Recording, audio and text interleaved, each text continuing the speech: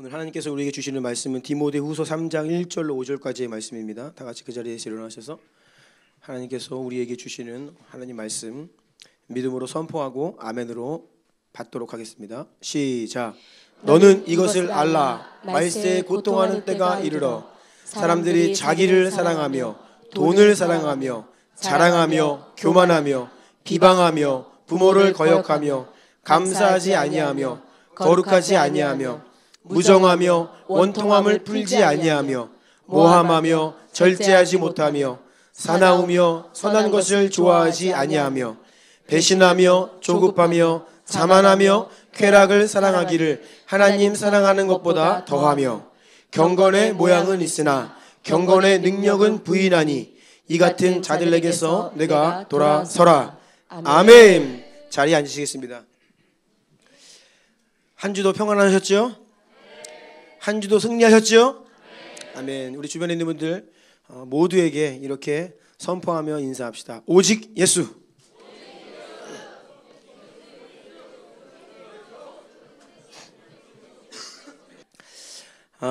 오늘 우리의 핵심 가치들 15번째 시간인데요. 제목을 같이 읽어볼까요? 시작. 자기를 부인하고 십자가를 지고 예수를 따라 생명의 길로 가십시오. 아멘. 오늘 말씀은 미리 말씀드리면 번호로 되어 있는데 1번부터 12번까지 갑니다. 전반부는 1번부터 9번까지고요. 후반부가 10번부터 12번까지입니다. 그래서 전반부가 좀 길어요.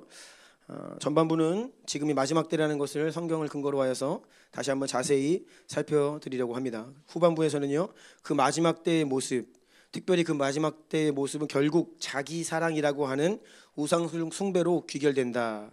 이런 내용을 가지고 말씀을 나누려고 합니다. 오늘 먼저 그래서 결론을 드리고 그래서 또 12번까지 있다 그러니까 한숨 쉬는 분들이 좀 계시는 것 같은데 아니죠? 네, 저도 짧게 하고 싶어요. 네, 준비하다 보니까 원래는 후반부 10번부터 12번까지를 전하려고 하다가 보니까 앞에가 또 9번까지가 더 생겼어요. 그래서 오늘 12번까지 길은 날은 제가 조금 이제 마음이 좀 분주합니다. 부지런히 가겠습니다. 자, 오늘 본문 디모데후 3장 1절을 보니까 말세에 고통하는 때가 이르러 이렇게 돼 있죠. 자, 말세는 고통하는 때다 이렇게 기록되어 있어요. 그리고 그러한 때가 곧 올 것이다라고 하는 의미겠죠. 자, 1번 띄워주세요. 함께 읽습니다. 시작. 지금은 마지막 때입니다. 아멘. 저는 지금 우리가 가장 인류의 역사의 가장 마지막 시대에 살고 있다라고 확신을 합니다.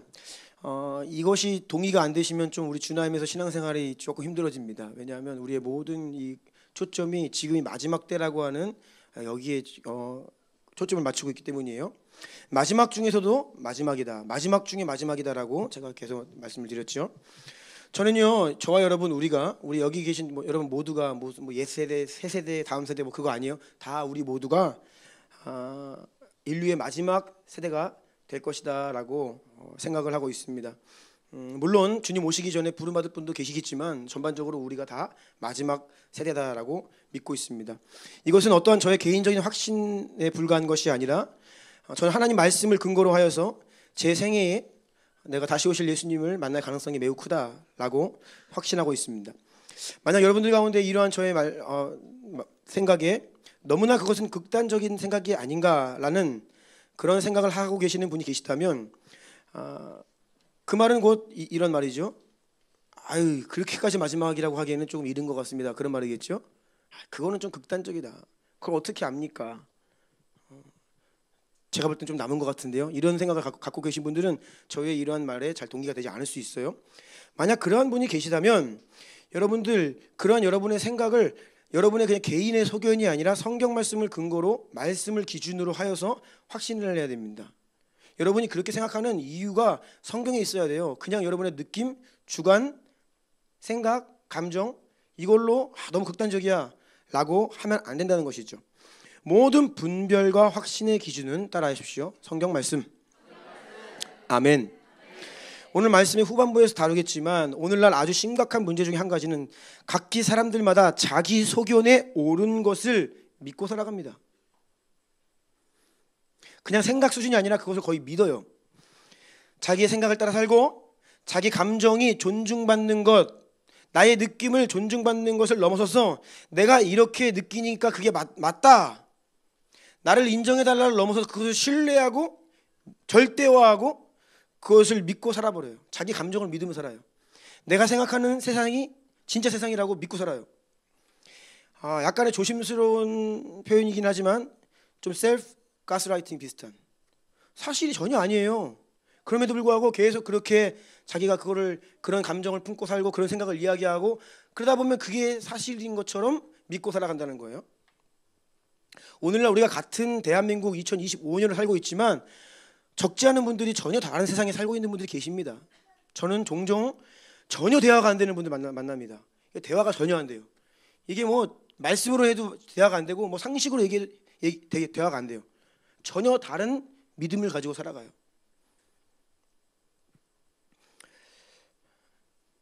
지구가 둥글다는 것을 안 믿는 사람도 있으니까요. 별의별 음모론들이 많아요. 각자의 생각과 감정들이 존중받아야 하는 것은 맞지만 여러분, 그것이 전부 옳은 것은 아닙니다.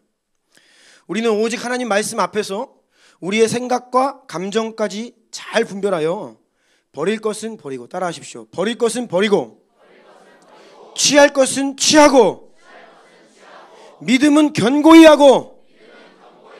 아멘. 우리의 생각, 느낌, 감정에서 원수가 준 것, 우리 육신의 본성에 기반을 둔 것이 있어요. 그것은 제거해버려야 됩니다. 아멘. 하지만 하나님께서 주신 것이 있는데 그것은 더욱더 견고히 해야 되죠. 그런데 그 기준이 무엇이냐? 하나님 말씀이라는 거예요. 그런데 문제는 이단들도 말씀 가지고 장난을 쳐요. 미혹의 영향을 받은 사람들은요, 말씀을 가지고 사람들을 또 미혹해요. 그래서 우리가 얼마나 성령 안에 진리 안에 깨어 분별해야 되는지 그러한 시대를 살고 있습니다. 하나님 말씀을 통해서 시대를 잘 분별해야지 여러분의 느낌과 여러분의 성향과 여러분의 생각으로 저건 좀 지나치다? 그런 거는 좀 곤란하다는 겁니다. 하나님의 말씀의 증거가 있어야 된다는 거예요. 자, 2번 보겠습니다. 시작. 무화과 나무의 비유를 배우라고 하셨습니다. 마태복음 24장 32절 33절 함께 읽겠습니다. 시작. 무화과 나무의 비유를 배우라. 그 가지가 연하여지고 잎사귀를 내면 여름이 가까운 줄을 아나니 이와 같이 너희도 이 모든 일을 보거든 인자가 가까이 곧 문 앞에 이른 줄 알라. 아멘. 32절 무화과 나무의 비유를 배우라. 그 가지가 연하여지고 잎사귀를 내면 여름이 가까운 줄을 아나니. 그러니까 그 나무를 보면 지금 계절을 분별할 수 있다는 거예요. 여름이 가까이 오는 것을 무화과 나무를 잘 살피면 알 수 있다는 겁니다. 가지가 연하여지고 잎사귀를 내면 그때가 여름이다. 그러니까 이 말씀에 앞서서 마태복음 24장의 마지막 때에 대해서 예수님께서 구체적으로 많은 말씀을 하시고 이러한 것들을 너희 세대가 눈으로 보게 되거든. 여기서 여름이라고 하는 것은 카이츠, 히브리어로. 근데 이 카이츠는 끝, 종말의 뜻인 캐치와 이 발음이 비슷해요. 그래서 일부러 무화과 나무를 말씀하시면서 여름을 말씀하시는 거예요. 여름 하면 이스라엘 사람들은 그 말이 꼭 종말, 끝 이렇게 들리는 거예요. 그렇게 말씀을 하시는 거거든요. 요즘 기후 재앙이다, 환경 재앙이다라는 말을 많이 합니다. 지구가 이제는 더 이상 못 버티는 때가 왔다라고 이야기합니다. 제가 어린 시절에 어디에 관심이 많았냐면 멸종 위기 동물, 환경 오염, 이게 저의 관심사였습니다. 그래서 초등학교 때 여러분이 뭐 믿던 믿지 않으시던 괜찮습니다. 초등학교 때 저의 가장 큰 걱정거리는 무엇이었냐면 제가 사는 인천 앞바다가 오염되었다는 게 저의 가장 큰 그 걱정거리였어요. 이렇게 바다가 오염돼가지고 어떡하나. 그래가지고 우리나라 이 해안에 연안에 보면요 COD, BOD라고 해가지고 그 수치가요 이 물을 정화시키기 위해서 필요한 산소 요구량이에요. 그게 우리나라 이 해변에 너무 높아요 수치가. 우리나라 해변이 오염됐다는 뜻이에요. 그래서 우리나라는 왜 이렇게 더러워진 거야. 이게 저의 초등학교 때 걱정거리였어요, 여러분. 당시에 우리나라의 멧돼지가 멸종위기였습니다. 그래서 강원도 양양에 멧돼지 보호구역을 설정했어요. 울타리를 치고 거기에는 멧돼지를 풀어놔가지고 사냥을 못하겠습니다. 그래가지고 저의 그 관심사는 초등학교 5학년 때로 기억하는데 우리나라에 다시 멧돼지가 살 수 있을까? 지금 너무 많아서 문제죠. 그때는요, 뭐 고라니, 멧돼지 이거 없었어요. 거의 멸종위기였습니다. 당시 한 달에 한 번씩 우리 집에 오던 생태 환경 잡지가 있었어요. 초등학생들이 보던. 제가 그걸 정기 구독하면서 그거 언제 배송이 오나 그거 기다리고 있었어요. 그거 오면 거기에 뭐 환경 문제, 뭐 자연 파괴 문제, 멸종 위기 동물들. 지금 제가 이제 보니까 상당히 어떤 진보적인 어떤 그런 책이었어요. 근데 아무튼 제가 그걸 보면서 이 환경이 파괴되고 그때는 뭐 신앙이 좋은 건 아니에요. 신앙은 전혀 뭐 별로 그냥 동물을 좋아하고 환경을 좋아해서 막 그런 고민을 했다는 거예요,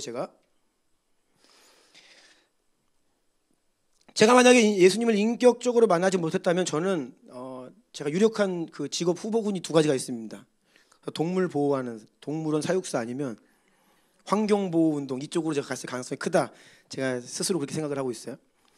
제가 어린 시절에 어떤 이렇게 그 시뮬레이션 지도가 있습니다. 북극과 남극의 빙하가 있는데 앞으로 20년, 30년 후면 이 빙하가 이렇게 줄 거다. 그런 시뮬레이션 지도가 있죠. 그런데 지금 시간이 그만큼 지났죠. 당시의 예측보다 훨씬 더 빨리 빙하가 사라지고 있습니다. 당시에는 50년 후, 100년 후에 이렇게 될 거야 라고 했던 것이 불과 20, 30년 만에 지금 이렇게 빙하가 녹고 있어요. 여러분, 지구상에 있는 빙하가 다 녹으면 해수면이 몇 미터 올라가는지 아십니까? 챗GPT한테 물어보세요. 해수면이 70m 올라갑니다. 인천은 다 물에 잠깁니다. 물론 이제 아무리 빨라지고 있다 해도 그 수치가 뭐 예수님 오시기 전에 다 녹겠냐 뭐 그렇지는 않을 것 같긴 한데, 아무튼 지금 지구에 존재하는 모든 얼음이 다 녹아버리면 해수면 70m가 올라가요. 심각하죠. 뭐 인천, 서울 다 잠깁니다.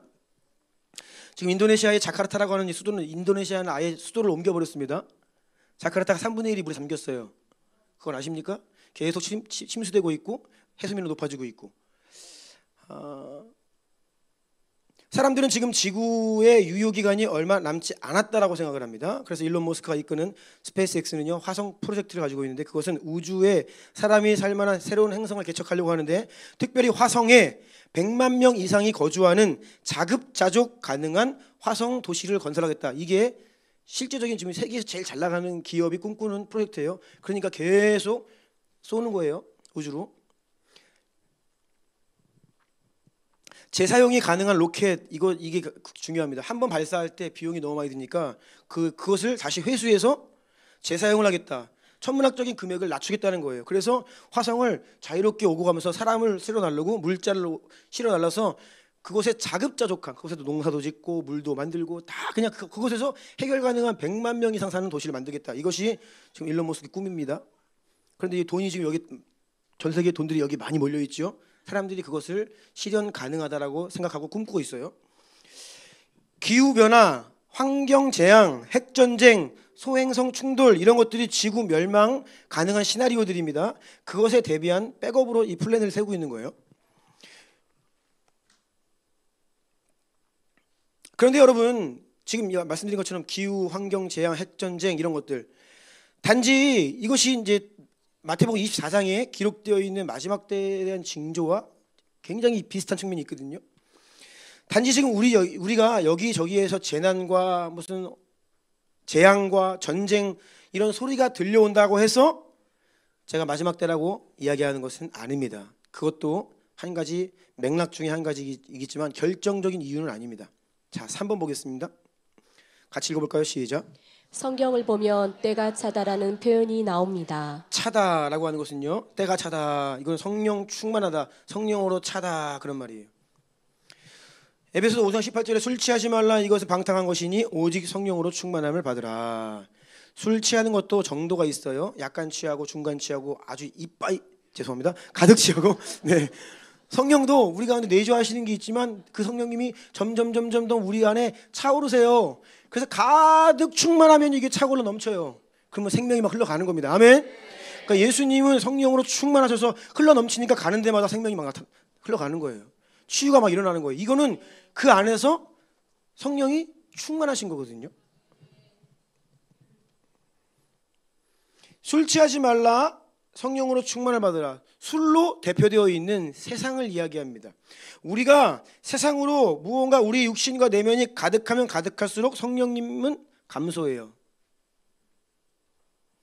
술과 세상과 성령님이 반비례 관계라는 겁니다. 그러니까 그냥 혈중 알코올 농도가 올라가면 성령 충만은 내려간다, 이렇게 보시면 돼요. 지금 그 말씀을 하는 겁니다. 갈라디아서 5장 16, 17절 시작. 내가 이르노니 너희는 성령을 따라 행하라. 그리하면 육체의 욕심을 이루지 아니하리라. 육체의 소욕은 성령을 거스르고 성령은 육체를 거스르나니 이 둘이 서로 대적하므로 너희가 원하는 것을 하지 못하게 하려 함이니라. 아멘. 이것도 있고 저것도 있고 안 됩니다. 술과 세상, 술과 세상이래요. 세상과 성령. 육체의 소욕과 성령이면 반비례예요. 성령 충만하다. 내 안에 세상이 없는 거예요.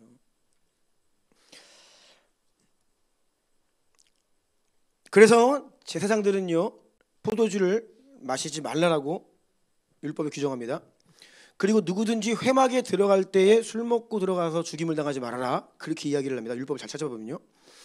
나시린들은 포도주만이 아니라 포도 씨도 못 먹고 껍질도 못 먹게 했습니다. 왜냐하면 철저하게 성령 충만하게 살면서 하나님의 일 감당해야 될 사람들이에요. 그러면요 얼씬도 하지 말라는 거예요. 그거 조금 가까이 하면 문제 생긴다. 성령 충만할 수 없다 하니 그런 말씀하시는 거죠. 이게 차다라고 하는 의미예요. 바닥부터 조금씩 차오르는 겁니다. 하나님의 때가 찼다. 이제 때가 찼다. 때가 이른다. 이 말은요. 때가 점점 차가지고 이제 가득하게 되면 그게 하나님의 때 카이로스가 되는 거예요. 아멘. 성경 말씀에 기록된 약속과 예언들을 근거로 저는 지금 하나님의 때가 거의 다 찼다라고 확신을 하고 있습니다. 4번 시작. 마지막 때는 이방인의 때가 차는 때입니다. 자, 마지막 때는요 이방인의 때가 차는 때예요. 누가복음 21장 24절입니다. 시작.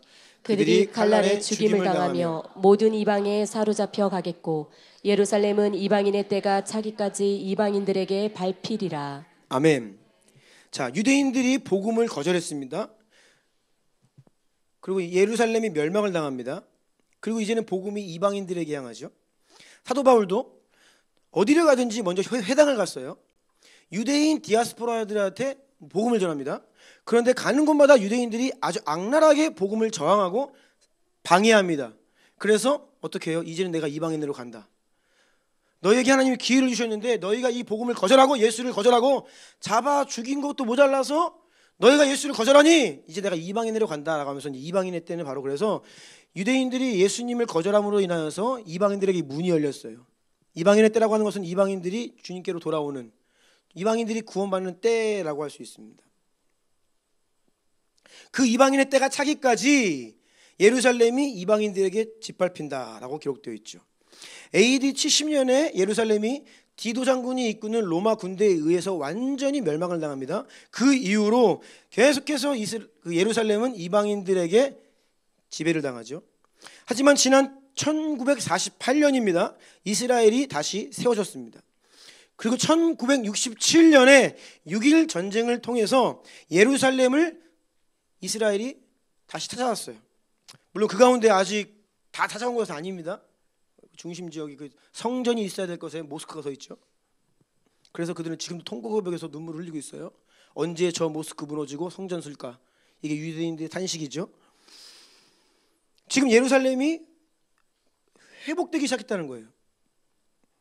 이것은 굉장히 엔타임적인 종말론적인 사건이라고 볼 수 있습니다. 왜냐하면 이방인의 때가 차기까지 예루살렘이 이방인들에게 밟힌다라고 했는데 그 예루살렘이 지금 회복 중에 있어요. 그러니까 이제는 이방인의 때가 거의 다 찼다라고 하는 의미죠. 자, 5번입니다. 시작. 마지막 때는 이방인의 충만한 수가 차는 때입니다. 자, 여기는 이방인의 때가 아니라 이방인의 충만한 수가 차는 때다. 로마서 11장 25절 시작.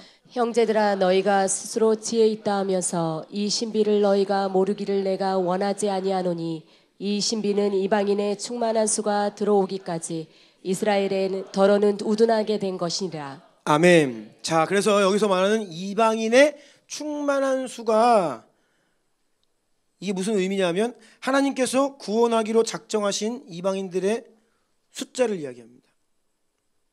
천국에 결국 예수님 다시 오시는 그 끝날에 천국에 입성하게 될 그 모든 구원받은 자들의 숫자, 하나님이 구원하시기로 창세전부터 작정하시고 준비하신 숫자를 말해요. 거기에 우리도 들어가 있죠. 우리도 이방인들이잖아요. 이 숫자가, 이방인의 숫자가 충만한 수가 채워지는 그날이 바로 선교의 완성이고, 이 숫자가 채워지고 선교가 완성이 일어나면 유대인들이 비로소 돌아오고 예수님이 이 땅에 다시 오십니다. 아멘. 마태복음 24장 14절 시작. 이 천국 복음이 모든 민족에게 증언되기 위하여 온 세상에 전파되리니 그제야 끝이 오리라. 아멘. 그래서 우리는 M2414 여기 짠, 자 여기는 짠, 여기 있죠. M2414 이거 없으신 분들은 말씀하세요. 네. 이 말씀이 우리 주남교회를 이끄는 약속의 말씀입니다. 이방인의 충만한 숫자가 채워지면 예수님이 이 땅에 다시 오시는데 그때가 마지막 때라는 것입니다. 그런데 여러분, 지금 이 시간이 거의 가까이 왔습니다. 제가 청년 시절에 존박 선교사님과 함께 선교 훈련 받을 때만 해도 우리 컴미션은 미전도 종족 선교하는 단체였습니다. 그래서 당시에는요, 우리 고성주 목사님, 이재환 선교사님 배 타고 어디 다니셨냐, 막 아마존 막 그 밀림 가시면서 미전도 종족 어디에 있나 찾으러 다니셨어요. 초창기에는요. 전 세계에 24,000 종족이 있고 6,800여 언어가 있고, 이 가운데서 지금 복음이 얼마나 전파되었는가 막 이거를 계산하고, 그런데 지금은요 이제 이런 계산 거의 하지 않습니다. 스마트폰, SNS 이 보급으로 인하여서 복음이 안 들어간 곳을 거의 찾기가 어려워졌습니다. 하나님께서 이 스마트폰이라고 하는 것을 통해서 어떻게 역사하실지 몰라요. 보면요, 우리 유튜브만 들어가도요, 또 뭐 구글 해외 사이트를 들어가도요, 자동 번역 기능이 있습니다. 그거 그냥 터치만 한번 딱 하면요, 글이든 영상이든 어떤 컨텐츠든지 거의 완벽한 수준의 실시간 번역이 가능합니다. 몇 년 전까지는요, 이 번역기를 키면 조금 어설프게 번역이 됐습니다. 근데 지금은요 거의 완벽합니다. 거의 완벽해요.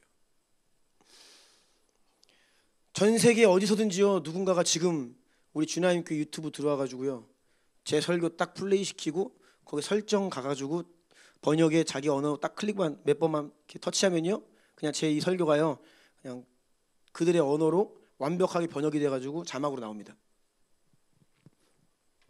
이전에는 한 나라에 가서 그 나라의 언어를 배우고 문화를 배우고 정착을 하고 그들의 언어로 성경을 번역하고 막 그런 많은 시간을 통해서 한두 사람이 돌아오기 시작하며 그 민족이 주님께로 돌아오는 것을 보았는데, 이제는요 선교사 한 명 가지 않아도 어떻게 하나님 역사하시면요, 스마트폰을 타고 들어와서 복음을 접할 수도 있는 그러한 시대가 되었다는 거예요. 그래서 정말 복음이 한 번도 들어간 적이 없는 곳이 어디냐? 지금 몰라요. 얼마나 있겠느냐? 그렇게 이야기하고 있습니다. 이 말은요, 복음이 땅끝까지 매우 빠른 속도로 전파되고 있다. 아멘. 네, 남은 땅이 이제는 거의 없다. 거의 끝까지 왔다. 그 말입니다. 6번입니다. 시작. 마지막 때는 금 대접에 기도의 향이 가득 차는 때입니다. 요한계시록 5장 8절 읽겠습니다. 시작. 그 두루마리를 취하심에 내 승물과 24장로들이 그 어린 양 앞에 엎드려 각각 검은고와 향이 가득한 금 대접을 가졌으니 이 향은 성도의 기도들이라. 아멘. 여러분, 요한계시록을 보실 때 이제 어렵지만 요한계시록은요 7개의 인, 7개의 나팔, 7개의 대접이 나옵니다. 그러니까 7인, 7 나팔, 7 대접, 이 세 가지 큰 환상을 기둥으로 하여서 요한계시록이 기록됩니다. 첫 번째 나오는 7인은요 마지막 때의 징조와 그때에 일어나는 일들에 대한 것입니다. 그래서 하나하나 인이 떼어질 때마다 사건이 나오고요, 아 이런 일이 말세에 벌어지는구나, 그것을 보면서 아 이거 정말 마지막 때구나 알 수 있도록 하신 거고요. 7 나팔은요, 이것은 예수님의 재림 나팔입니다. 그래서 예수님이 재림하시기 바로 직전으로부터 예수님이 어떻게 이 땅에 재림하실지에 대한 그 프로세스 과정들을 그냥 예수님이 갑자기 0.1초 만에 짠 오시는 게 아니에요. 오시기 위해서 여러 가지 과정들이 있습니다. 근데 그것들을 7 나팔을 통해서 보여주는 겁니다. 그리고 마지막 7 대접은요, 마지막으로 이 땅에 부어지는 하나님의 진노의 심판입니다. 심판의 대접입니다. 대략적으로 이렇게 이해하시면 큰 틀이 잡혀요. 지금 읽은 요한계시록 5장에 보면요, 보좌에 앉으신 하나님의 오른손에 안팎으로 내용이 가득 기록된 두루마리가 손에 들려져 있습니다. 그러니까 안팎으로 글이 가득하다 보니까 밖에까지 안에만 글이 있는 게 아니에요. 돌돌 말려 있는데 바깥에도 막 글이 가득해요. 그러니까 그 안에 엄청난 내용들이 많이 빼곡히 기록되어 있다는 것을 짐작할 수 있겠죠. 그런데 문제는요, 7개의 인으로 봉인이 되어 있어요. 이 봉인을 하나하나 다 띄어야만 그 안에 내용을 볼 수 있는데 봉인되어 있어서 읽을 수가 없는 거예요. 그런데 사도 요한이 보는데 어느 누구도 그 인을 뗄 수가 없는 거예요. 저걸 봐야 되는데 하나님이 저걸 날 보여주시려고 지금 이때까지 나를 남겨두셔서 할아버지가 다 됐거든요. 동료들이 다 순교했습니다. 홀로 정말 한 80세가 넘은 것 같아요. 주님 언제 날 부르실까, 그러한 연로한 상태에서 이 계시가 열리고 환상이 열려서 보는데 무언가 저기 비밀이 하나님께서 나에게 알려주실 것 같은데 그거를 인을 뗄 자가 없는 거예요. 그러니까 사도 요한이 크게 소리를 내어서 웁니다. 서러워서 우는 거예요. 그런데 그 두루마리를 일찍 죽임당한 것 같은 어린 양께서 하나님으로부터 받으셔서, 그리고 이제 오늘 5장 8, 지금 읽은 5장 8절 말씀이 이어지는 거예요. 그 말씀처럼 네 생물과 24장로들이 검은고와 향이 가득한 금대접을 그 두루마리를 취하신 어린 양에게 가져가서 경배를 드립니다. 자, 검은고 그리고 금대접. 검은고는 악기죠. 이거는 예배를 이야기해요. 예배. 그리고 향이 가득한 금대접인데 그 향은 성도들의 기도다. 그러니까 이 어린 양께 드려져야 될 금대접이 있는데 그 안에 성도들의 기도가 가득해야 돼요. 아멘. 기도가 가득 차야 어린 양께 드려질 수 있는 겁니다. 그리고 이제 이 어린 양께서 이 예배와 향이 가득한 그 기도가 가득한 금대접을 받으시니까 그때부터 어린 양께서 이제 이어지는 요한계시록 6장에 인을 하나, 둘, 셋 뜨기 시작해요. 그게 7인에 대한 내용입니다. 그러니까 이 마지막 때는요, 결국 하나님 어린 양께 무엇이 올려져야 되느냐? 예배와 기도가 올려져야 되는 거예요. 아멘. 1990년대 말부터 전 세계적으로 경배와 찬양 운동이 아주 그냥 이렇게 힘있게 일어났습니다. 힐송의 이 예배 운동은요 정말 어마어마했죠. 지금은요 그거 단지 호주뿐이 아니라 전 세계에서 미국에도요, 한국에도요 엄청난 이 예배 운동들이 일어났어요. 경배 찬양 운동이요. 제가 이게 이 운동이, 이 역사가 최근에 일어난 일입니다. 제가 어린 시절만 해도요 본당에 못 들어왔습니다. 제 아버지께서 제 중2 때 소천하셨는데 그 교회를 떠날 때까지 본당에 못 들어왔습니다. 그 교회 떠나기 한 몇 년 전쯤, 한 1, 2년 주일날 오후 예배 때, 예배 시작하기 전 찬양할 때 기타만 좀 쳤어요. 근데 그것도 땡 하면 치면 안 돼요. 그때부터 오르간과 피아노만. 예배가요 지금 우리가 드리는 이런 다양한 악기를 통해 이렇게 풍성한 예배가 풀어진 것이 불과 얼마 되지 않았습니다.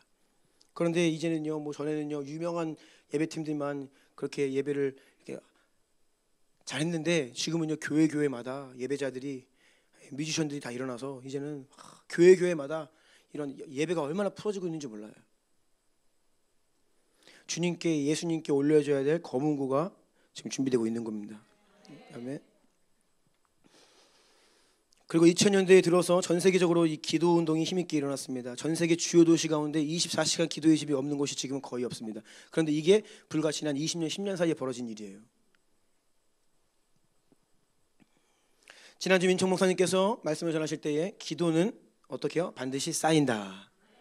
쌓이면 기도의 눈사태, 카이로스 타임, 그걸 말씀하셨는데 마치 그와 같은 거예요. 지난 인류 역사 속에서 모든 성도들의 기도가 금대접에 계속 지금까지 쌓여왔고 지금도 쌓여지고 이제 남은 그 분량을 이제 교회들이, 성도들이 그 기도의 분량을 채우면요 이게 어린 양께 올려집니다. 그래서 전 세계적으로 일어난 이 예배 경배 운동과 예배와 함께 이 기도의 금대접이 어린 양께 올려지면 그때부터 예수님께서 인을 떼기 시작하신다는 거예요. 이것이 요한계시록에서 기록하고 있는 마지막 때입니다. 지금 여러분 오늘도 어린 양께 드려질 예배와 기도의 향이 차고 있습니다. 아멘.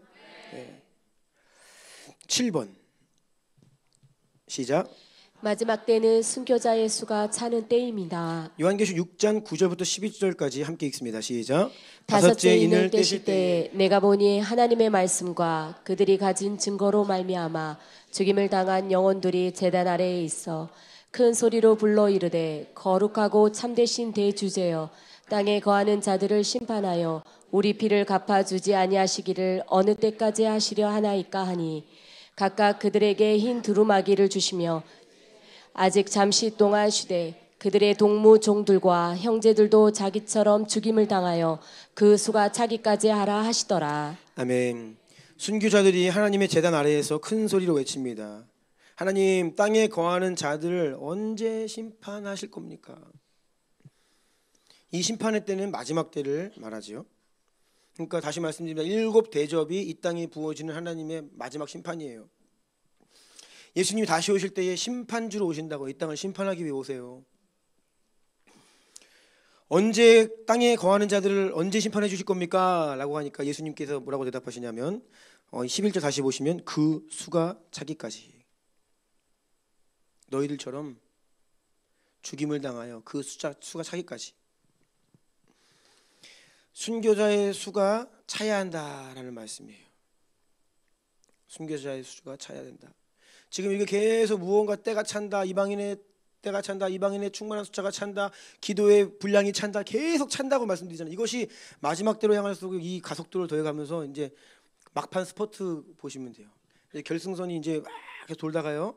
마지막 한 바퀴 남으면요 치열해집니다. 막 속도를 높여요. 그래서 그냥 마지막에 가장 빠른 속도로 딱 그런 의미 같아요. 지금 모든 분량이 채워지는데 마지막에 막 더 빠르게 채워지는 겁니다. 특별히 오늘날에 무슨 순교자야. 이것도 제가 챗 GPT에게 물어봤습니다. 요즘에 제 비서 역할을 잘해주고 계십니다. 예전에는 한두 시간 걸려서 제가 자료 서치를 다 했어야 되는데 지금 뭐 단 1, 2분 만에 이 친구가 다 저에게 좀 분별을 좀 해야 되긴 하는데 지난 기독교 2000년 역사상 현재 지금이 순교자의 수가 가장 많이 나오고 있는 때입니다. 아프리카의 나이지리아라고 하는 나라만 보아도 공식적으로 1년에 4,000명에서 5,000명 가량의 성도들이 죽임을 당합니다. 1년에. 물론 그 순교자의 수를 집계하는 단체들마다 좀 다르지만 가장 보수적으로 그래도 정말로 확인된 것만 가장 최소한 이만큼은 된다라고 이렇게 한 데가 이제 오픈도어예요. 오픈도어가 발표하는 거에 따르면 보통 5,000명에서 10,000명 사이가 1년에 순교를 당하고 있습니다. 지금 얼마나 많은 분들이 지금도 예수님의 이름 끝까지 부인하지 않고 순교하고 있는지 모릅니다. 순교자의 수가 어떤 때보다 빠르게 차고 있다는 것을 말씀드리는 거예요. 8번입니다. 시작. 마지막 때는 7 대접에 하나님의 진도가 가득 차는 때입니다. 아멘. 자, 요한계시록 15장 7절 보면 내 생물 중에 하나가 영원토록 살아계신 하나님의 진노를 가득히 담은 금 대접 7. 말씀드린 7 금대접은 7 대접은요 7개의 접시가 대접이 있는 건데 거기에 뭐가 가득 담겨 있냐면 하나님의 진노가 담겨 있어요. 그럼 이게 7개의 마지막 대접까지 하나님의 진노가 가득 차면 이 땅이 부어지는 거예요. 16장 1절입니다. 또 내가 들으니 성전에서 큰 음성이 나서 7 천사에게 말하되 너희는 가서 하나님의 진노의 7 대접을 땅에 쏟으라 하더라. 이제는 그게 땅에 부어진다는 거죠. 하나님의 진노가. 여러분, 하나님은요 오래 참으시고 인내하십니다. 하지만 사람들이 오해하는 것, 영원히 참지 않으십니다. 출애굽기를 보면요 하나님께서 참으시다가 더 이상 못 참겠다. 모세에게 막 그런 말씀 하시잖아요. 안 되겠다. 한두 번도 아니고 내가 참을 만큼 참았다. 뭐냐면요 하나님께서는요 공의로운 하나님이십니다. 죄가 있으면 벌을 하셔야 됩니다. 이게 하나님의 공의예요. 하지만 하나님께서 자비로운 마음과 사랑으로 어떻게 하면 한 사람을 더 살려주실까? 어떻게 하면 한 영혼이라도 회개하고 돌아오기를 기다리는 마음으로 참으신다는 거예요. 인내하신다는 거예요. 그런데 그 인내가 영원하지 않다는 거예요. 하나님께서 각 사람의 인생마다 어떤 사건마다 참기로 정하신 분량이 있어요. 민족도 마찬가지입니다. 한 국가에 대해서 내가 그래도 이만큼은 참겠다라고 정하신 분량이 있어요. 근데 그 민족이 끝까지 하나님 마음 모르고 계속 죄를 짓고 하나님을 대적하고 그 수위를 높여가면 때가 딱 되면요, 하나님이 어떻게 해요? 진노하시면 심판하십니다. 이스라엘이 그랬고요. 많은 나라들의 흥망성쇠가 바로 거기에 있어요. 하나님은 참으세요. 근데 사람들 모르죠, 하나님 참고 계신지.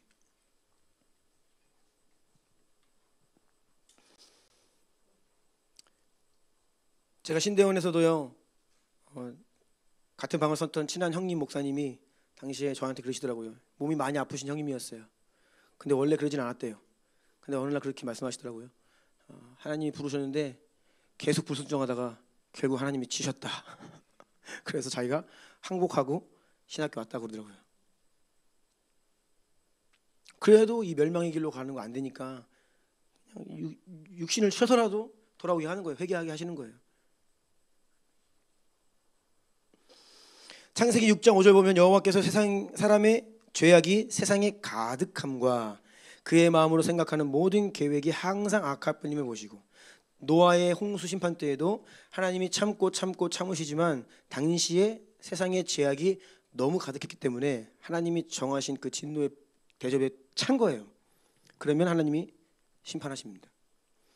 6장 11절입니다. 그때에 온 땅이 하나님 앞에 부패하여 포악함이 땅에 가득했다. 그러니까 가득하기 때문에 하나님이 심판하실 수밖에 없던 때였다는 것이죠. 마지막 때에 하나님의 그 진노가 7 대접에 가득 찬다는 것은 하나님이 더 이상 참으실 수 없다라고 하는 의미입니다. 그래서 예수님이 이 땅을 심판하러 다시 오시는 거예요.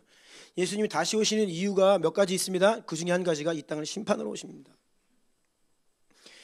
여러분, 그런데 오늘날 세상의 죄악을 보십시오. 저는 이 세상을 보면서 거의 끝까지 왔다라고 확신합니다. 루시퍼가, 사탄이 왜 타락했습니까? 하나님의 자리를 탐냈죠. 그가 하나님처럼 되고 싶었습니다. 그래서 지금도 하나님 흉내내요. 하나님인 척하고요, 하나님처럼 예배받기를 원하고 경배받기를 원하고, 사람들이 하나님께 순종하지 말고 나에게 순종해라 이야기예요. 하나님 없이 살 수 없는 인간들인데, 아니 나 없이는 살 수 없지 라고 하면서 세상 쾌락과 죄악들로 영혼들을 얽매잖아요. 이게 사탄이 다 하나님이 원래 받으셔야 될 것들, 하실 일들을 따라하는 거예요. 왜요? 하나님처럼 되고 싶어서. 아담과 하와를 유혹할 때에도 너희 눈이 밝아져 하나님처럼 될 거야. 자기가 하나님처럼 되고 싶으니 사람에게도 하나님처럼 되고자 하는 마음을 불어넣은 거죠. 그래서 사탄은요, 늘상 하나님처럼 되고 싶어 했고 지금도 하나님이 하시는 일을 따라합니다. 만왕의 왕, 만주의 주, 오직 예수님만이 왕이신데 지금 사탄이 이 세상에서 공중 권세 잡은 자로 왕 노릇하고 있죠. 왕 노릇하고 있어요.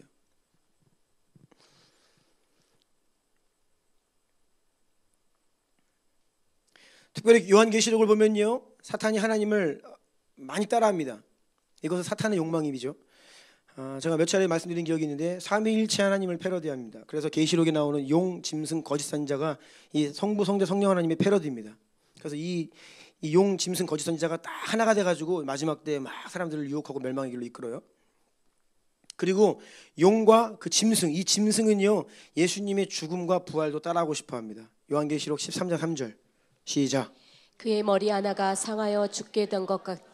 그 죽게 되었던 상처가 나음에 온 땅이 놀랍게 여겨 짐승을 따르고. 죽게 된 것 같더니, 죽은 것은 아니죠. 그런데 죽게 되었던 상처가 나음에, 그러니까 예수님의 죽음과 부활까지도 패러디예요. 그래서 사람들의 마음을 현혹합니다. 짐승의 표도 아주 하나님을 따라한 거죠. 자, 요한계시록 13장 16, 17절 시작. 그가 모든 자, 곧 작은 자나 큰 자나 부자나 가난한 자나 자유인이나 종들에게 그 오른손에나 이마에 표를 받게 하고, 누구든지 이 표를 가진 자 외에는 매매를 못하게 하니 이 표는 곧 짐승의 이름이나 그 이름의 수라. 오른손이나 이마에 표를 받게 한다. 이것이 뭐 상징적인지 실제적인지는 잘 모르겠어요. 저는 이게 실제적이지 않을까, 문자적으로 해석해야 되지 않나 그렇게 보는데 그럼 가봐야 합니다. 모쪼록 오른손 이마에 자기의 표를 줘요. 표식을 줘요. 그래서 이게 뭐야? 넌 내 거야. 근데 본래 이것은 하나님께서 하나님의 백성들에게 명하신 거거든요. 신명기 6장 8절 시작. 너는 또 그것을 내 손목에 매어 기호로 삼으며 내 미간에 붙여 표로 삼고. 하나님께서 하나님 말씀을 백성들에게 주시면서 너희는 이 말씀을 마음에 새겨라 하시면서 마음에 어떻게 새기냐면 그 말씀을 뭐 걸어갈 때든지 뭐 집에 들어갈 때든지 나올 때든지 하면서 너희의 이 미간 이마와 손목에 기호로 그 말씀을 새겨라. 이것은 원래 하나님 백성이라고 하는 증거거든요. 그러니까 사탄이 다 따라하는 거예요. 그냥 하는 게 아닙니다.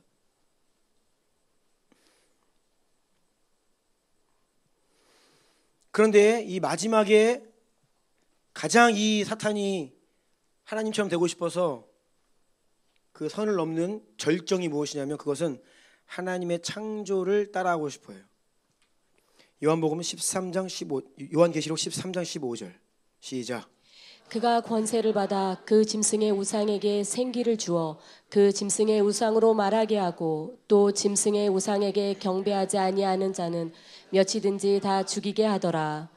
여기에 기록되어 있는 언어를 잘 보십시오. 그가 권세를 받아 그 짐승의 우상에게 생기를 준다. 여러분, 하나님께서 사람을 흙으로 만드시고 그 코에 생기를 불어넣으셔서 생명이 되게 사람이 되게 하시는 거예요. 근데 짐승이 그 우상에게 생기를 주어 말하게 한다는 거예요. 그러니까 이것이 하나님의 이 창조의 절정인 인간을 창조하신 하나님의 그 창조를 어떻게 해서든 따라간다는 거예요. 그 자기가 하나님인 것처럼 행세하고 싶어 한다는 거예요. 저는요 이 말씀을 여러 차례 말씀드렸지만 이 바이오테크놀로지와 인공지능의 결합을 휴머노이드로 이제 보여줘요. 이 말씀이 아니면 인간 복제 뭐 그런 것들이에요. 이것은 사람이 넘지 말아야 될 선인데 그냥 흡사 하나님이 창조한 우리 거의 비슷한 존재를 이 테크놀로지로 기술로 자금력으로 이거를 만들겠다는 거예요. 그때는 가장 마지막입니다. 근데 이때가 거의 왔어요. 거의 왔어요. 사탄이 더 큰 죄를 질 게 없어요. 이게 가장 큰 죄예요. 하나님의 창조 사역, 특별히 사람 창조하신 것을 패러디하면서 하나님의 영광에 도전을 하고 사람들의 마음을 훔쳐가는 것. 그래서 하나님 받으셔야 될 영광을 누가 받아요? 테크놀로지가 받는 거예요. 적그리스도가 어떤 존재라고요? 정치력, 군사력, 돈을 가지고 있는 자, 테크놀로지를 갖고 있는 사람이에요. 그런 존재가 하나님께 가야 될 영광을 사람들의 마음을 다 홀딱 뺏는 거예요.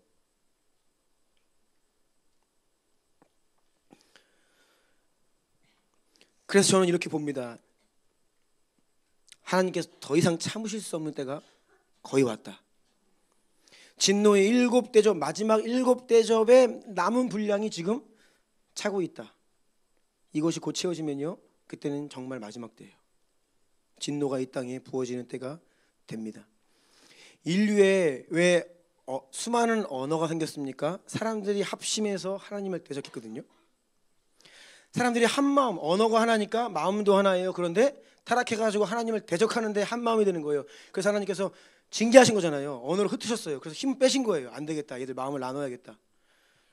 아까 말씀드린 것처럼 지금 테크놀로지가 그 언어를 다시 모으고 있습니다. 하나로. 전 세계에 지금 통용되고 있는 전 세계를 하나로 묶는 몇 가지 아젠다가 있습니다. 그것들이 뭡니까? 차별 없는 세상, 모두가 잘 사는 세상, 뭐 기본 소득 막 이런 개념입니다. 인권, 젠더 이데올로기. 이러한 여러분 그 아젠다들이 지금 전 세계를 하나로 묶는 아젠다들이에요. 근데 이것이 잘 분별해야 되는 게 뭐냐면 세상이 사람들의 마음이 각기 분열되어 있고 그런데 예수님이 다시 오시고 복음 안에 온 세상이 다시 하나됨이 회복되어야 되는데 예수님 없이도 우리가 하나 되자는 거예요. 이 스피릿이 아주 강합니다. 그래서 이런 사상 중심에는요, 이 젠더 이데올로기, 하나님께서 지으신 창조의 원리, 남자와 여자 이 양성, 이 양성을 쓰지 못하게 하려는 거예요. 우리나라도 지금 이게 이슈입니다. 양성을 못 쓰게 하는 거예요. 성은 남자와 여자인데 양성 안 된다는 거예요. 그러니까 성평등 해버려요. 그러면 그건 되게 무서운 말입니다. 양성평등이 아니거든요. 그 성 안에는 수많은 스펙트럼의 세상이 이야기하는 성소수자들, 그들이 인식하고 있는 그 젠더 이데올로기 그 안에 다 들어가 있어요. 그런데 여기에 전 세계 똑똑하다는 사람들이 여기에 다 이 사상으로 하나가 되고 있죠. 뭉치고 있습니다. 그러니까 우리가 지난 파리 올림픽도 잘 보셨죠. 개막식 행사 자체가 완전 노골적인 적그리스도 행사였습니다. 하나님을 막 노골적으로 막 모욕하고 완전 그냥 젠더 이데올로기 판이었잖아요. 그것이 유럽이나 선진국들은 이미 다 열려서 부담 없이 받는지 모르지만 우리 입장에서는요, 아이들이랑 같이 보기가 힘든 올림픽 개막식이 어둡고 음란하고, 근데 올림픽이 뭐예요? 스포츠로 전 세계를 하나로 묶자, 이런 컨셉이거든요.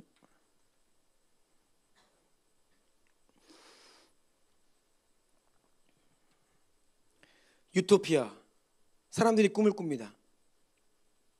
사탄은요, 예수님 없이도 할 수 있다는 거예요. 자연스러운 세상 만들겠다는 겁니다.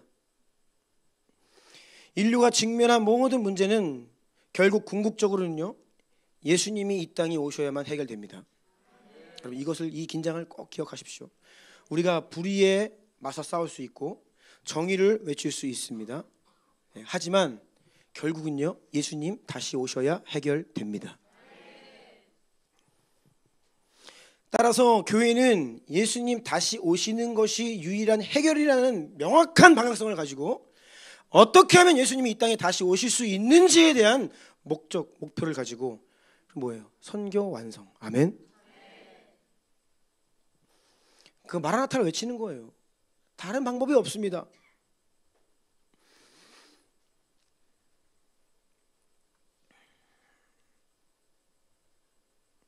마지막 때가 임박했고요. 그때는 고통하는 때입니다. 그래서 저는요, 저의 역할은 무엇이냐면 성도들을 준비시키는 겁니다. 그때가 이미 와 있고 더 마지막 때로 가고 있는데, 이러한 시대에 성도들이 믿음 지키고 주님 바라보고 이 다시 오실 예수님께 소망 두고 살아갈 수 있도록 성도들을 깨우고 무장시키고 준비하여서 그때의 세상 멸망의 길로 가지 않고 생명의 길로 갈 수 있도록 준비시키는 게 저의 역할이에요. 저의 부르심입니다. 9번입니다. 시작. 온 세상이 각각 자기의 분량을 채우며 마지막 때를 향해 가고 있습니다. 모든 사람들은 각기 저마다 앞서 말씀드린 것처럼 하나님께서 정하신 무언가 분량을 채우며 살아갑니다. 세상은 크게 두 부류로 나뉩니다. 죄를 지으며 하나님의 진노의 대접을 채우며 사는 사람이 있습니다. 선택해야 돼요. 나는 진노의 하나님의 그 대접의 하나님의 진노를 채우는 자로 죄를 지으며 살 것인가? 하나님을 대적하면서 그 때를 채울 것인가? 아니면 금 대접에 담겨 어린 양께 올려질 기도의 분량을 채울 것인가? 전도와 선교에 헌신하여 이방인의 충만한 숫자를 채울 것인가? 결정해야 됩니다. 내 생각대로 살고 내 속에 오른 대로 살면 하나님의 진노의 대접을 채우는 인생으로 살아요. 하지만 나는 십자가에서 예수와 죽었고 예수와 이제 함께 살고 예수를 위해 산다, 이 사명 가지고 살면요, 기도의 삶을 살고 기도의 남은 분량을 채우고 이방인의 충만한 숫자를 채우는 선교 완성을 위해 살아가는 영광스러운 삶을 살게 된다는 것이에요. 우리는 어려움이 오면 간절해집니다. 간절하면 또 기도하게 되죠. 그래서 우리의 삶에, 여러분의 삶에 일어나는 어려움들은요, 사실 하나님이 여러분을 초청하고 계시는 거예요. 이제는 기도의 삶으로 들어와라. 네 힘으로 살 수 없지. 네가 노력한다고 되는 게 아니야. 나에게로 와라. 하나님이 우리를 초청하시는 거예요. 마지막 때의 환난과 어려운 시간이 바로 이러한 섭리가 있습니다. 더 이상 기도하지 않고서는 살 수 없는 시대, 부르짖어 기도하지 않고서는 버틸 수가 없는 어려운 때가 마지막 때인데, 그때 교회와 성도들이 부르짖어 기도하며 어린 양께 올려질 그 금대접에 남은 기도의 분량을 채우게 되는 것입니다. 이것은 마치 이스라엘 백성들이요 400년이 넘게 애굽에서 노예 생활하다가 하나님이 정하신 때가 찼어요. 그러니까 어떻게 됩니까? 그때가 되니까 바로 왕이 막 갑자기 나빠져가지고 막 억압을 합니다. 고된 노동을 시키고 무거운 노역을 시키고, 그러니까 이스라엘 백성들이 너무나 힘들어지니까 하나님께 부르짖게 돼요. 하나님은 그 부르짖는 소리를 들으시면서 하나님의 일을 행하시죠. 이것이 우리의 삶에 찾아오는 고통, 또 마지막 때의 어려운 환난과 핍박에 담겨 있는 하나님의 섭리인 줄로 믿습니다. 어려움을 만나거든 당황치 마시고 주님께서 나를 초대하시는구나. 겸손히 주님 앞에 나아가 무릎 꿇으시기를 축복합니다. 그렇게 기도가 쌓이고 쌓이는 겁니다. 그게 가득 차야 주님께서 역사하신다는 거예요. 하나님의 때에 채워져야 될 것들이 많이 있다는 것을 말씀드렸습니다. 예배의 분량, 기도의 분량, 찬송의 분량, 순종의 분량, 헌신의 분량. 제가 보니까요, 한 교회도 시즌이 있습니다. 한 시즌을 지나고 다음 단계 가는데 그때마다 하나님이 받으셔야 될 어떤 그 분량이 있어요. 믿음의 분량이 있고 그 교회와 성도들이 드려야 될 예배와 기도의 분량이 있다는 겁니다. 그게 차지 않으면 절대 다음으로 못 나갑니다. 인생도 마찬가지입니다. 우리의 삶에서 어려움이 딱 오면 기도 한번 하면 딱 해결되면 좋은데 그렇지가 않아요. 하나님이 뭘 원하시는 거냐면 그 시즌의 그 어려움을 통하여서 이 인생 가운데 받고자 하시는 기도가 있어요. 아멘? 그래서 그게 그렇게 기도하다가 그 분량이 차면요 돌파가 일어나는 거예요. 응답이 떨어지고 상황과 환경이 돌파되고. 아멘! 인생도 교회도 사역도 마찬가지예요. 우리의 믿음도 마찬가지입니다. 항상 하나님 정하신 분량이 있다는 거예요. 한 영혼이 주님께로 돌아오는 것도 마찬가지입니다. 부모님을 위해, 형제자매를 위해 기도하시는 분들 계시죠? 그런데 참 그게 언제 이루어질까? 하나님께서 신비 가운데 그것이 얼마만큼의 분량인지는 모르지만 한 영혼을 구원하시고자 받고자 하시는 기도의 분량이 있어요. 그래서 만약에 우리가 길거리에 나가서 복음을 전하는데 이 사람이 그 자리에서 영접했다? 그러면요 이 사람 인생에 지금 쌓인 기도가 있는 겁니다. 그러니까 용어 봐.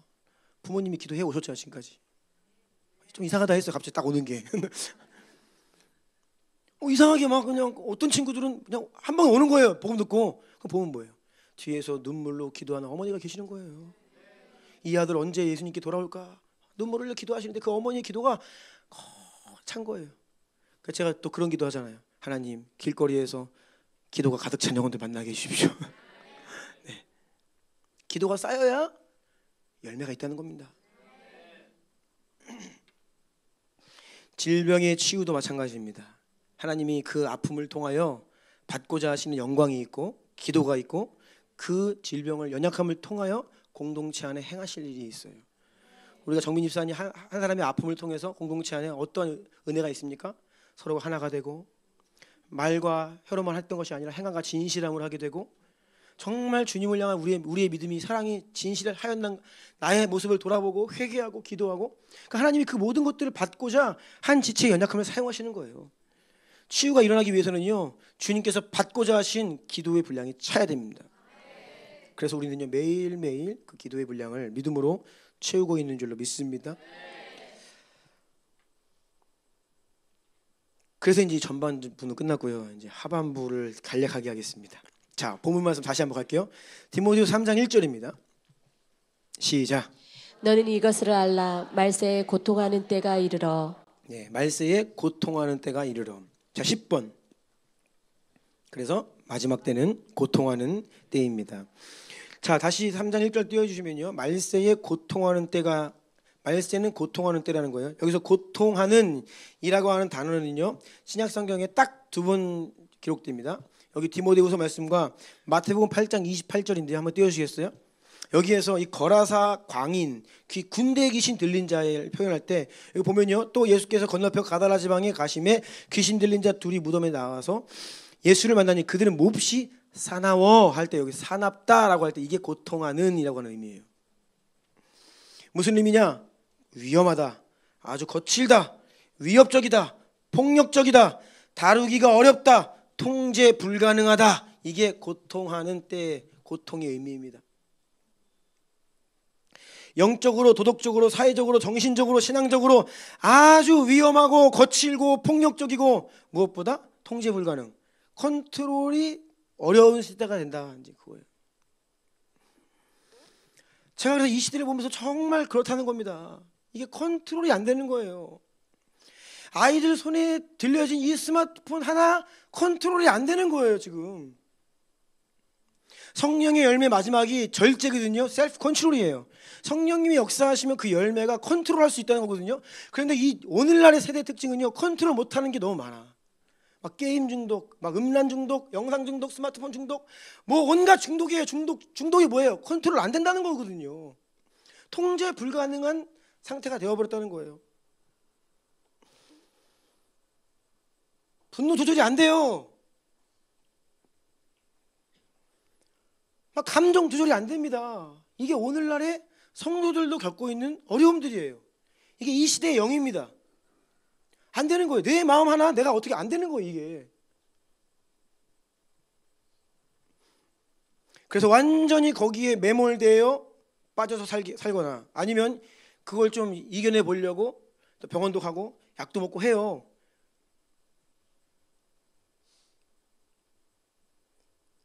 병원 가시고 약 드시는 분들도 그 도움을 받아야 됩니다. 왜냐하면 지금 스스로 힘으로 할 수 없는 지경까지 갔기 때문에. 하지만 약을 드시면서도 늘 기억해야 되는 게 결국에는 내가 이 약도 끊고 성령으로 이걸 컨트롤할 수 있어야 된다. 어떤 그런 은혜를 계속 구하면서 하나님께 은혜 구하고, 이게 방향성인 거예요. 아멘. 예수의 보혈 계속 선포하고 막 성령의 은혜를 구하고 말씀의 은혜를 구하고 결국은 성령의 열매로 절제, 셀프 컨트롤이 가능해야 된다는 거예요. 본래 사람의 마음은 우리가 컨트롤할 수 있어야 되죠. 분노가 이렇게 올라와도요, 조금 이렇게 누를 수 있고, 조금 내 마음이 우울해도요, 내가 머리 털고 일어나서 주님 바라보면서 다시 공기 바꾸고 할 수 있어야 되는데 지금 이게 지금 안 된다는 거예요. 왜요? 고통하는 때, 고통이 통제 불능한 때다. 그 구체적인 모습들을 2절부터 묘사하죠. 자, 2절 띄워주세요. 사람 함께 읽을까요? 2절만 먼저 읽겠습니다. 시작. 사람들이 자기를 사랑하며 돈을 사랑하며 자랑하며 교만하며 비방하며 부모를 거역하며 감사하지 아니하며 거룩하지 아니하며. 돈을 사랑한다, 자랑한다, 교만하다, 비방한다, 부모를 거역한다, 감사하지 않는다. 어떤 도덕적인 이 붕괴를 이야기하는 것 같아요. 3절 볼게요. 시작. 무정하며 원통함을 풀지 아니하며 모함하며 절제하지 못하며 사나우며 선한 것을 좋아하지 아니하며. 네, 무정하다, 원통함 풀지 않는다, 모함한다, 이것은 비방하다, 거짓 고소하다 이런 말이에요. 사납다, 선한 것을 좋아하지 않는다. 다 인간관계의 파괴를 말하고 있죠. 원통함을 풀지 않는다, 관계의 단절을 이야기합니다. 요즘 SNS를 보면요, 지금 열거되어 있는 모습들이 적나라하게 나타나고 있습니다. 모함한다, 가짜 뉴스 막 짜집기 편집해가지고 얼마나 모함합니까? 거짓 선동이 난무합니다. 진영을 막 뭐 할 거 없이 그냥.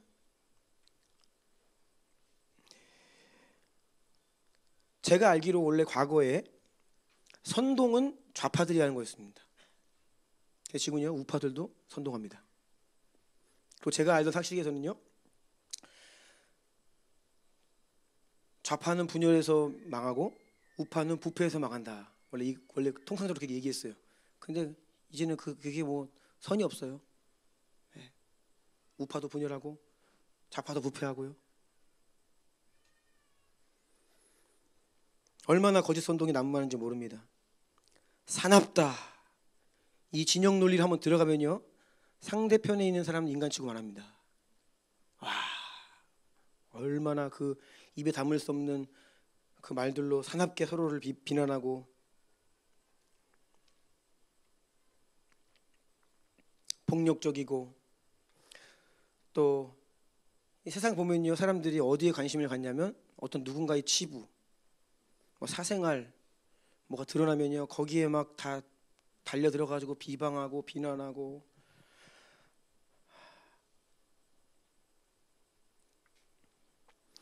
여러분들 혹시라도 제가 이제 많이 말씀드렸지만, 여러분들이 유튜브에서 뭐 무언가를 구독한다라고 했을 때 그거 잘 분별하셔야 됩니다. 여러분이 구독하는 그 채널 실시간 채팅방이나 댓글창 한번 보세요. 거기 댓글에 달리는 어떤 그 내용들을 한번 보십시오. 예, 그리스도인으로서 그걸 같이 할 수 있는가를 보세요. 합당하지 않으면 그냥 구독 취소해 버리세요. 듣지 마세요. 도움이 전혀 안 됩니다. 그런데 이 지난 이 계엄 사태를 지나면서 진영 상관없이 이쪽 진영에 가면요, 반대 진영을 막 그냥 말들이 폭력이 너무 심각해요. 근데 그 가운데 기독교인들이 많이 있어요. 어떤 모 목사님 거기 가서 실시간 채팅방 보면요, 이게 도저히 기독교인들 예수님을 따르는 사람들의 말이라고는 믿기지 않을 만한 막 댓글들이 난무합니다. 바로 차단하십시오. 열매로 분별해야 되는데 그런 분별력도 없어요. 지금 사람들이 딱 보면 그냥 이거는 아닌데 어떻게 믿는 사람들이 이런 말을 할 수 있지? 딱 보면 아닌데 그냥 그거 좋다고 가가지고 막 듣고 있고 또 그래요.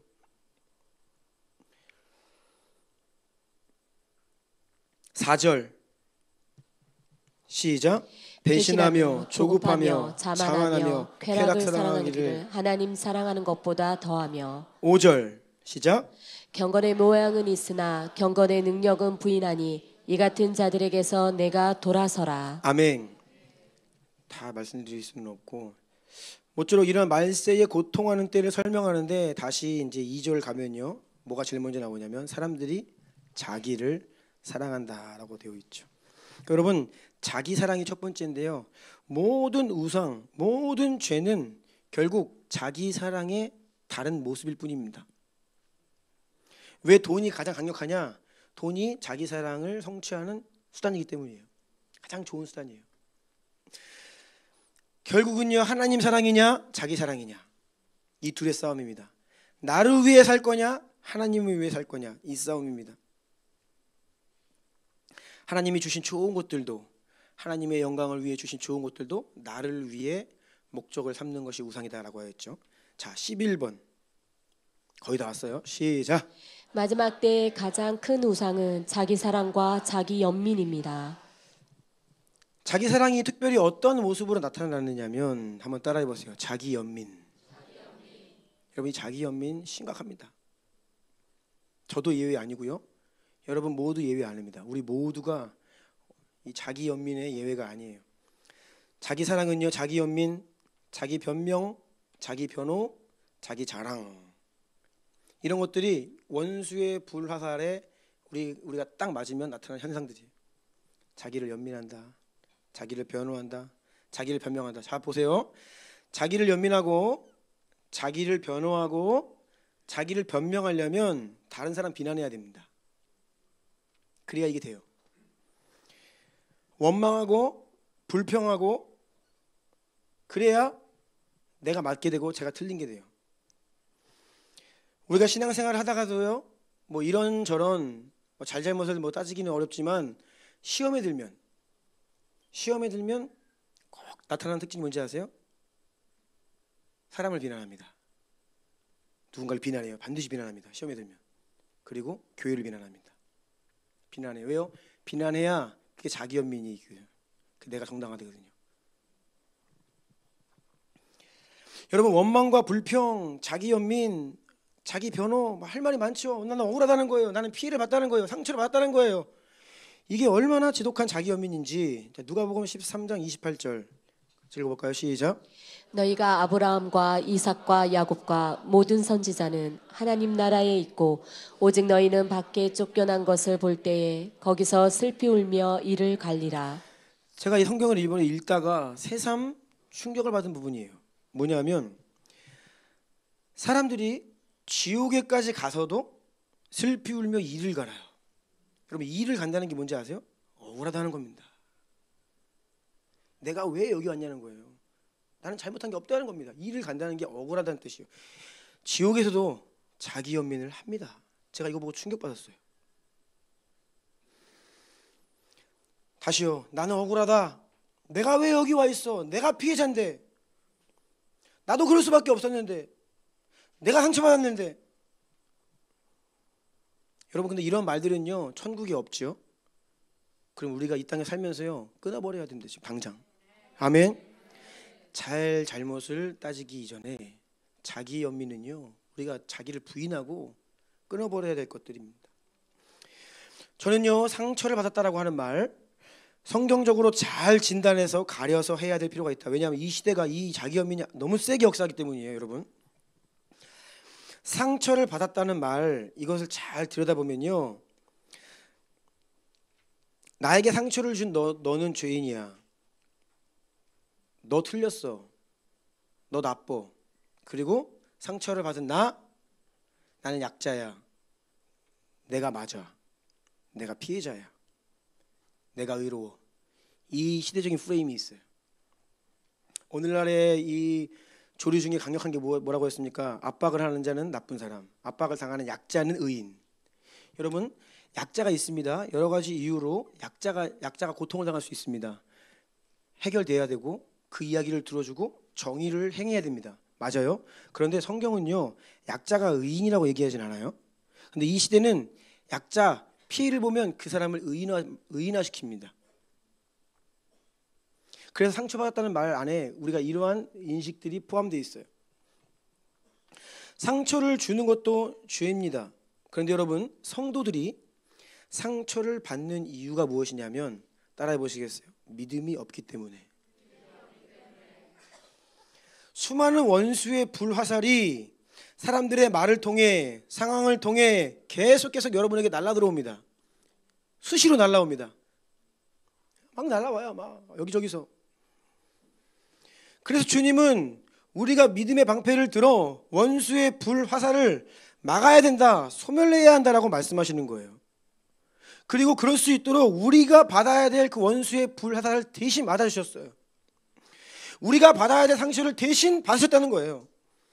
그 상처 다 받으시고 다 온갖 찢기시고 십자가에 올라 죽임당하시고 부활하시면서 이제는 너희는 나를 믿는 믿음으로 내 보혈 안에 숨어서 상처받지 말라라고 말씀하시는 거거든요. 이게 믿음의 방패를 들라 이 말이에요. 아멘. 근데 믿음이 없기 때문에 원수가 쏘는 화살을 다 맞고 있는 거예요. 그리고서 하는 말이 상처받았다.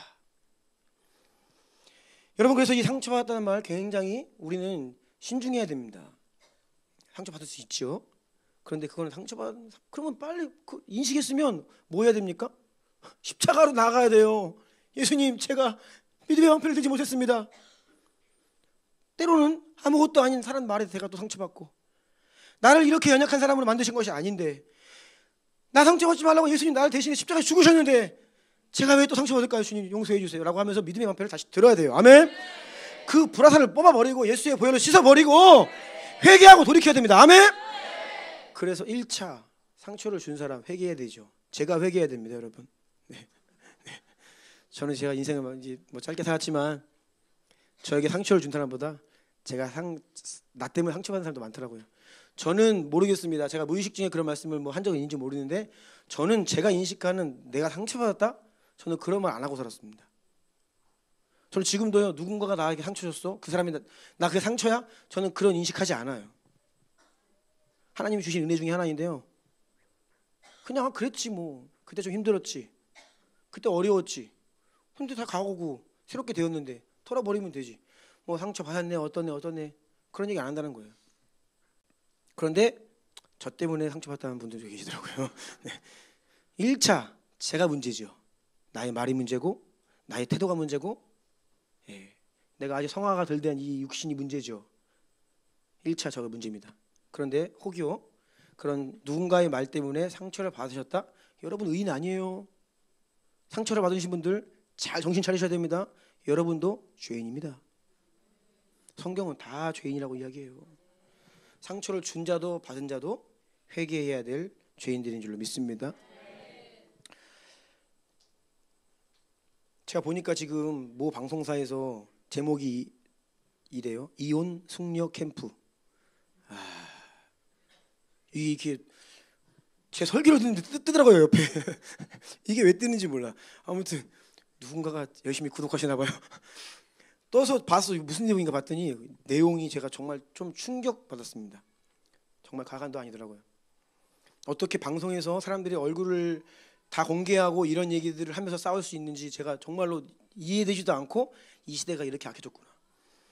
제가 잠깐 뭐 짤막하게 몇 분 안 되지도 않아, 한 4, 5분 정도 되는 걸 봤어요. 무슨 내용을 가지고 뭐하지 봤더니 그 내용이 뭐냐면, 이혼 위기의 부부가 나와서 이제 싸우는 거예요. 서로의 입장을 얘기하는 겁니다. 근데 아내가 자기의 애들이 있어가지고 아내가 자기의 가장 친구 남편과 바람을 핀 거예요. 그래가지고 이제 이게 이혼을 하려고 하는 거예요. 그런데 그 바람을 핀 아내가 남편한테 하는 말이 뭐냐면, 내가 바람 핀 거는 맞는데, 바람 핀 거는 잘못한 건 맞는데, 처음 그 남편이 그 아내의 불륜 사실을 알았을 때 당신이 나만 잘못했다라고 비난했다는 거예요. 상처받았다는 거예요. 야, 이게 무슨 논리예요? 그러니까 나랑 그 불륜 관계 있던 그 놈도 나쁜 놈인데 왜 나만 나쁜 취급하냐? 그 상처를 받았다는 거예요. 남편에게. 그러면서 자기 입장을 변호하더라고요. 제가 그거 보면서 야, 이게 정말로 이 시대가 제정신이 아닌 시대가 됐구나. 근데 이거를 얼굴을 다 공개하고 그냥 방송에 나오는 거예요. 그래서 막 싸우고 막 난리예요. 그러니까 서장훈이 한마디 하더라고. 아, 정말로 다른 행성에 살다 오셨네요. 막 이렇게 얘기는 하더라고요. 물론, 예. 와, 제가 그거 보면서 충격받았어요. 그런데 어디서 많이 본 장면이에요. 죄를 지었는데 그 상황에서 드러났어요. 발각이 되었습니다. 내가 잘못했습니다 해야 되는데, 나도 잘못한 건 맞는데 나도 사실은 상처받았고, 누구 때문에 하나님이 나에게 주신 저 여자 때문에 제가 죄졌습니다. 아담이 모습이 거의 보이더라고요. 아담도 그렇죠. 뱀 때문에, 쟤 때문에, 나도 잘못인데 제가 더 잘못이에요. 자기도 피해자라는 말이에요. 사실은 내가 그러고 싶지 않았는데 나도 속았다는 거죠. 나도 피해자라는 거죠. 그러니까 죄는 사라지고요, 갑자기 이 피해자로 자기가 둔갑을 하면서 자기도 그래도 의로움을 호소하려 하는 겁니다.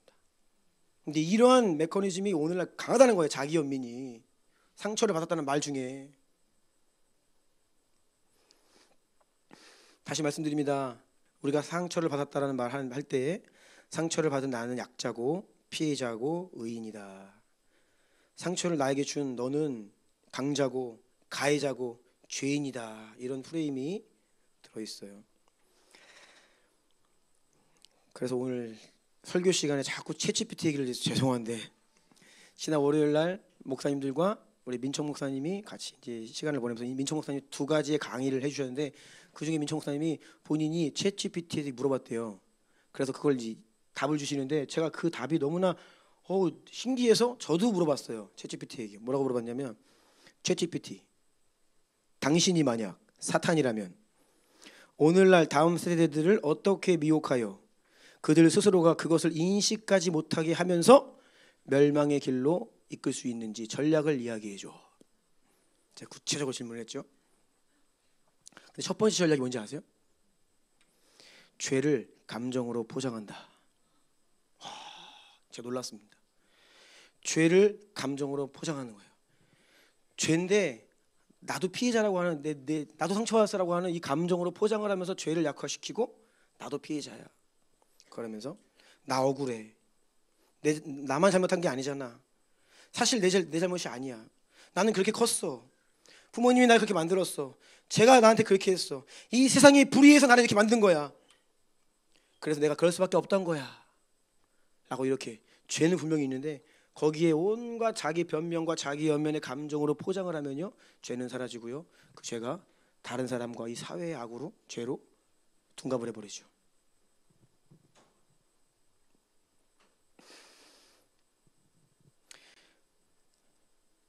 오늘날 사람들이 자기 생각과 감정을 존중받는 것을 넘어서서 이제는 자기 생각과 감정이 곧 진리다, 사실이다라고 믿고 살아가는 경향성이 아주 강해졌습니다.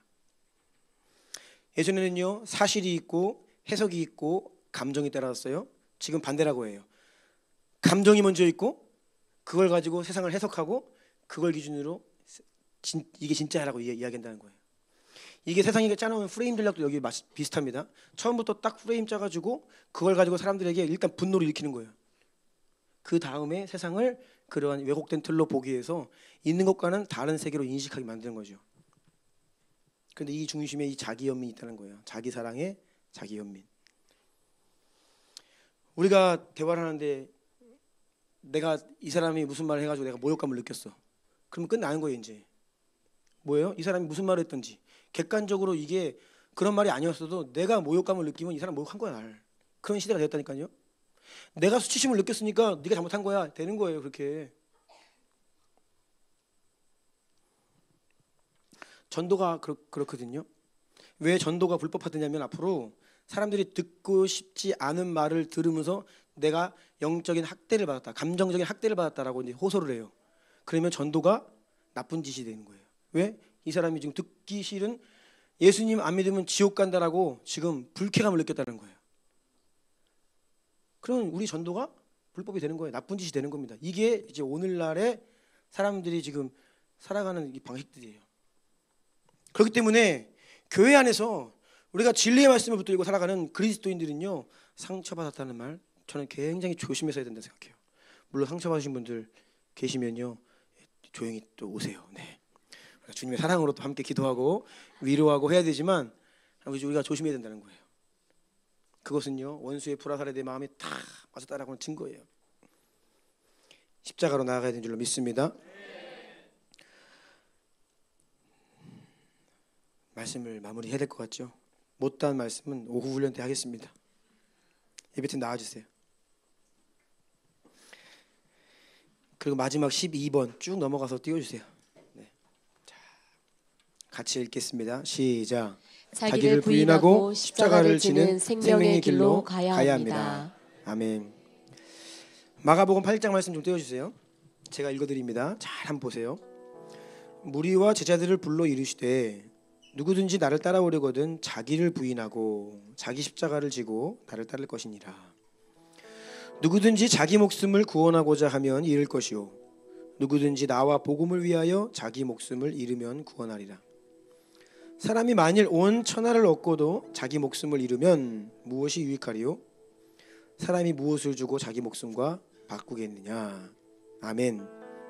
예수님이 이 말씀하시는 맥락을 보면요, 여러분 자기 부인하고 자기의 십자가를 지는 거에 조금 우리가 신앙 믿음이 좋고 좀 신앙 열심을 내면 하는 것이 아니라 이게 구원의 문제라고 얘기하는 거예요.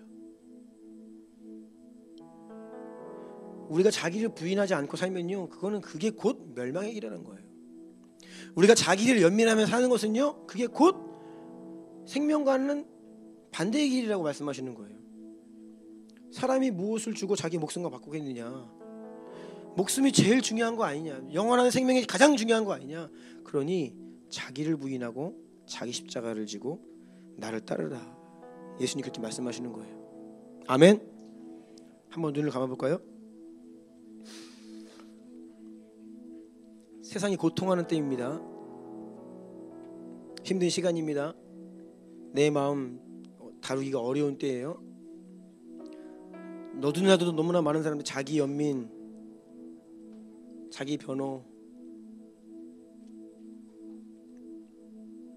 때로는요 우리가요 어떤 좀 억울한 일을 만나거나 어려운 일을 당하면요 좀 침묵할 수 있어야 됩니다.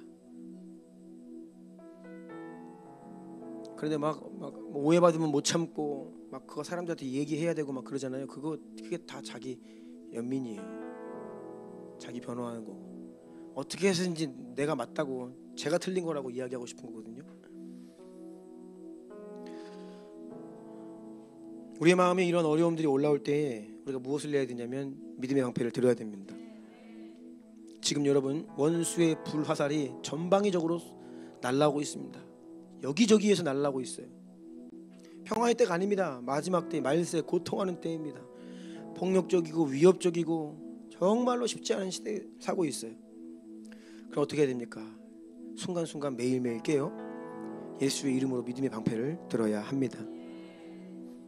나를 죽이겠다고 날아오는 그 불화살들, 때로는 그 사람 나에게 그 상처가 되는 말인지도 모르고 해요. 자기는 아무 생각 없이 그냥.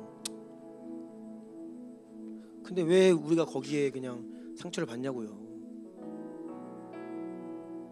진리의 말씀으로 전신갑주를 입고 구원의 투구를 쓰고 의의 호신경을 붙이고 진리의 허리띠를 메고 평안의 복음이 준비한 것으로 신을 신고 믿음의 방패를 들고 성령의 검 말씀을 가지라. 아멘.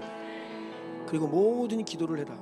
말씀과 기도로 완전 무장되어서 더 이상 상처받지 말고, 넘어지지 말고. 상처받으면 뭐예요? 넘어져요. 약해지는 거예요. 그러면 군인이 싸워야 되는데 못 싸워요. 치료나 받고 그냥 실려가가지고 병상에 누워 있어야 되는 거예요. 하나님은 우리를 그런 자리에 누워 있는 걸 원치 않으시죠. 자기 연민의 자리에서 나와야 됩니다. 근데 문제는 자기 생각, 자기 감정 안에 매몰되어가지고 자기 부인 어떻게 해요? 자기 부인은 내가 스스로 못해요. 하나님이 도와주셔야지. 그러니까 여러분 예배드리러 와서 이 하나님 말씀 듣는 게 중요한 겁니다. 왜냐하면 자기를 부인해야 되는데, 나를 부인해야 되는데 내 안에 선한 게 없잖아요. 그러니까 하나님이 진리의 말씀을 통해 지금 나에게 외부에서 구출해 주시는 거예요. 그러면 나라고 하는 이 동굴에서 주님 빛을 딱 붙잡고 손 붙잡고 나와야 되는데, 하나님 말씀 들으러 와서도 오늘 이 말씀은 또 나 아니고, 이래서 안 되고 저래서 안 되고 마음에 안 와닿고 뭐 그렇고 저렇고. 하나님 말씀 붙들어야 됩니다. 아멘. 그리고 교회 안에서요, 이 영적인 권위자의 말을 잘 들어야 돼요. 먼저 믿음의 길을 간, 그리고 나보다 믿음으로 기도하면서 나를 위해서 어떻게 보면 내 밖에서 나에게 얘기해 주는 사람이거든요. 그 사람 말 들어야 돼. 근데 그게 나의 의견과 안 맞고 내 마음에 안 맞고 그러면 안 받아들이는 게 이 세대잖아요. 전 다른 게 아니에요. 우리 속죄한 성도님들 한 분 한 분 스몰처치 목자들의 권면과 지도를 얼마나 따르느냐, 얼마나 순종하냐, 이게 굉장히 중요합니다. 그럼 자기 부인을 못하는 사람들은요, 안 들어요. 말 듣고 싶고 막 시사선택해서 듣지. 그러면 결코 자기 부인 못합니다. 결국 내 생각 안에 빠져 내 감정 안에 살게 되는 거예요. 그건 생명의 길이 아니거든요. 자기를 부인하고 자기 십자가를 지는 것이 바로 예수님을 따르는 길이에요. 네. 하나님 말씀에 순종하시기 바랍니다. 교회 내 위에 세우신 영적 권위자의 권면에 순종하시기를 바랍니다. 그것이 바로 그 방법이에요. 한번 기도합시다. 오늘 말씀을 통해서 주신 나에게 어떤 상황에서 내 내면의 어떤 부분들을 하나님께서 말씀하고 계시다고 느껴지면 오늘 통해 자복하세요. 회개하고 돌이키십시오. 예수의 보혈로 씻어버리세요. 그리고 여전히 여러분 과거에 매여 있습니까? 상처 있습니까? 더 이상 그 상처 이야기하지 마시고 예수의 보혈로 덮으시고 씻으시고. 그 상처보다 하나님 훨씬 위대하신 분이십니다. 내가 아픈 것보다 예수님 더 큰 놀라우신 분이에요. 십자가 붙들고 흙을 털고 일어나시기를 바랍니다. 보라, 이전 것은 지나갔으니 새 것이 되었도다. 우리 두 손 들고 주님의 이름 세 번으로 한번 간절히 기도하며 나갑시다. 주여!